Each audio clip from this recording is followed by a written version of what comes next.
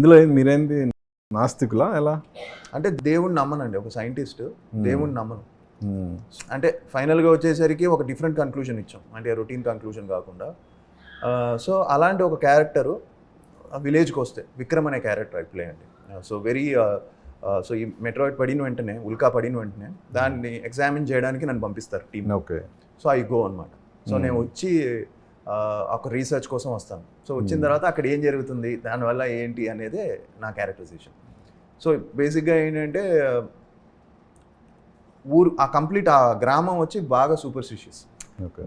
అంటే ప్రతిదీ, అంటే మనం ఇంటి నుంచి బయటికి వెళ్తే చిన్న చిన్న అంటే ఒక పిల్లి ఎదురుపడినా లేదంటే ఏదైనా అన్ని ప్రతిదీ వాళ్ళు ఎక్కువ నమ్మకాలు ఎక్కువ. సో అలాంటిది నేను ఇది ఒక రాయే దీని అనేది క్యారెక్టర్ నాది. సో అలాంటి వాళ్ళ మధ్య వారు.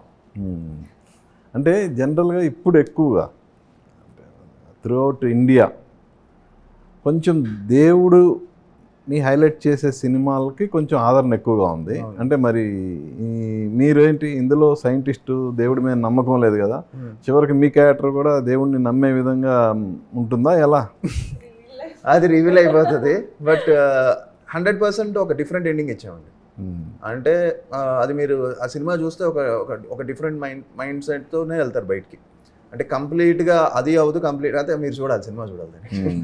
ఓకే. రియల్ లైఫ్ పక్కన పెడితే రియల్ లైఫ్లో మీ ఇద్దరు దేవుడిని నమ్ముతారా? యా అండి.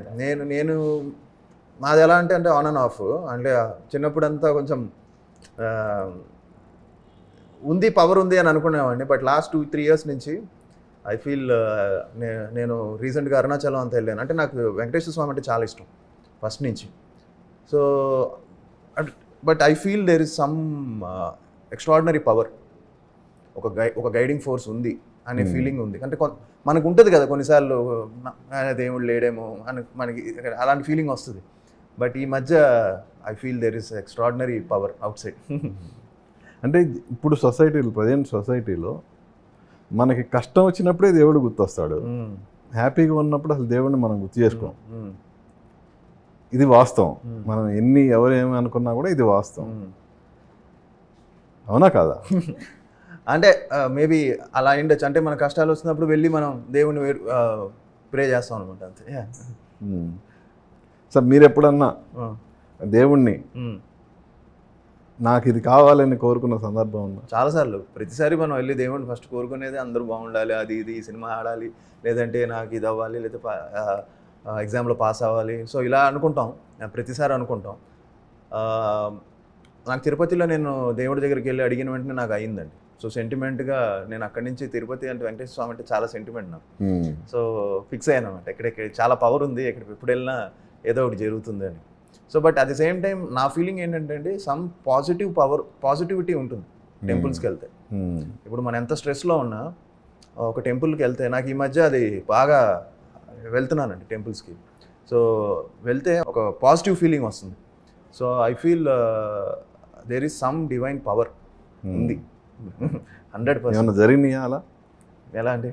అంటే మీరు కోరుకున్నది, దేవుణ్ణి కోరుకున్నది నెరవేరిన సందర్భాలు ఏమైనా ఉన్నాయా? చాలా ఉన్నాయండి. ఎగ్జాంపుల్ ఆబ్వియస్లీ నేను అంటే ఎగ్జామ్స్ నాకు ఫుల్ స్ట్రెస్. సో నేను వెళ్ళిన వెంటనే పైకి నడుచుకుంటూ వెళ్ళాను. వెళ్ళిన వెంటనే నేను 100% అందరూ పాస్ అవ్వాలి అనుకుంటాం కదా. సో అలానే పాస్ అవ్వాలి అనుకున్నట్టే రిజల్ట్స్ వచ్చేసి. సో అలాగే నా ఫస్ట్ మూవీకి కూడా తిరుపతికి వెళ్ళాను. పెద్ద హిట్ అవ్వాలనుకున్నాను. నిజంగానే నేను అనుకున్న దానికంటే మంచి రిజల్ట్ వచ్చింది. But at the same time కొన్ని ఇదైందండి. కొన్నిసార్లు మనం అనుకుంటాం కానీ కొన్నిసార్లు వర్క్ అవ్వదు. అది మన ఎఫర్ట్స్ కూడా ఉంటాయి. సో నా ఫీలింగ్ ఏంటంటే మన efforts at the same time దేవుడు పవర్ ఉంటే రెండు